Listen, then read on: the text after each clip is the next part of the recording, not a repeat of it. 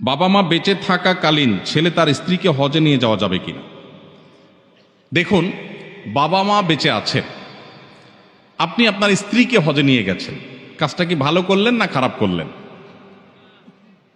সবাই বলতেছেন খারাপ করলেন। মাশাআল্লাহ, বাংলাদেশে মানুষ অবশ্য ঘরে ঘরে মুফতি আর ঘরে ঘরে ডাক্তার। অসুখ হইলেও বুদ্ধি দেওয়ার লোকের অভাব নাই, আর মাসালা তো বলার লোকের কোনো অভাবই নাই। মাশাআল্লাহ। ভাইরা আমার, হজের ব্যাপারটা হলো নিজের টাকা থাকলে নিজের হজ করানো ফরজ। নিজের টাকায় কাউকে হজ করানো কখনো ফরজ হবে, সেটা বাবা মাকেও না, স্ত্রীকেও না।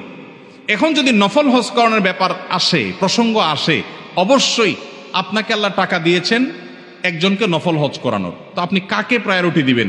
তার উত্তর হলো অবশ্যই আপনি স্ত্রীর উপরে বাবা মাকে প্রায়োরিটি দিবেন। তাহলে উত্তরটা একটু ক্লিয়ার করে বলতে হবে। আপনার নিজের উপরে যদি হজ ফরজ হয় তাহলে